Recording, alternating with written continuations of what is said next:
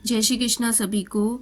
आज हम बताएंगे इस कहानी में कि हनुमान चालीसा की रचना कैसे हुई। रामचरितमानस लिखने के बाद गोस्वामी तुलसीदास जी का पूरे क्षेत्र में बड़ा नाम हो गया था। वह खुद को सबसे बड़ा राम भक्त कहते थे। ऐसा कहा जाता है कि भगवान हनुमान जी ने स्वयं प्रकट होकर तुलसीदास जी को पूरी रामायण सुनाई थी, जिससे उन्होंने रामचरित की रचना की थी। तो मुगल सम्राट अकबर थे उस वक्त, तुलसीदास जी के टाइम। तो उनका राज था, तो उनको भनक लग गई। तो अकबर के शाही दरबार में तुलसीदास जी को बुलाया गया और कहा गया कि वो मुगल सम्राट अकबर की तारीफ में भी ग्रंथ की रचना करे, उसका महिमा मंडन करे अकबर का। मगर स्वाभिमानी तुलसीदास जी ने ऐसा करने से साफ मना कर दिया। इसके बाद अकबर ने उन्हें अपने दरबार में बुलाया था और कहा था, सुना है तुम जादूगर हो, भगवान तुम्हें स्वयं आकर दर्शन देते हैं, तुम मुझे राम से मिलवाओ। इसके जवाब में तुलसीदास जी ने कहा, भगवान सिर्फ अपने भक्तों को दर्शन देते हैं, आप उनमें से एक नहीं है।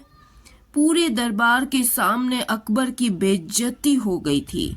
वो नाराज हो गया और तुलसीदास जी को कैद खाने में बंद कर देने का हुक्म कर दिया। फतेहपुर के जेल में हनुमान चालीसा की रचना कैसे हुई ये बताएंगे। तो फतेहपुर की जेल में उनको बंद कर दिया था। तो तुलसीदास जी जब जेल में कैद हुए तो श्री राम और हनुमान जी की भक्ति में लीन हो गए। उन्होंने हनुमान जी पर आधारित चौपाई की रचना शुरू कर दी। यह अवधी भाषा में लिखी गई।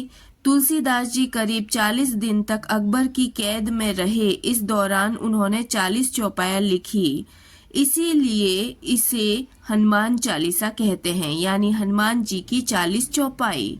जेल में 39वां दिन था, 39 चौपाई पूरी हो गई थी। तब तुलसीदास जी ने पूरी हनुमान चालीसा पढ़ी और स्वयं प्रभु ने उनकी रचना को सुना। कहा जाता है कि जब जेल में तुलसीदास जी हनुमान चालीसा सुना रहे थे तब वहाँ कई लोग मौजूद थे, और जब चौपाई समाप्त हुई तो पूरा कारागृह खाली हो गया और वहाँ सिर्फ एक बुजुर्ग व्यक्ति बैठा रहा और वह भी चमत्कारी रूप से गायब हो गया। जेल में बंदरों की सेना ने हमला कर दिया। अकबर की जेल में उथल पुथल मचाकर रख दी। इतने सारे बंदर अचानक पूरे जेल की तरफ आ गए, सब तहस नहस कर दिया। और तब तक नहीं रुके जब तक खुद अकबर को तुलसीदास के समक्ष आकर माफी मांगनी पड़ी। अकबर समझ गया कि श्री राम और हनुमान जी की भक्ति में जो शक्ति है वो किसी मुगलिया सुल्तान में के पास नहीं हो सकती है। इसके बाद 40वें दिन तुलसीदास जी को जेल से रिहा कर दिया गया।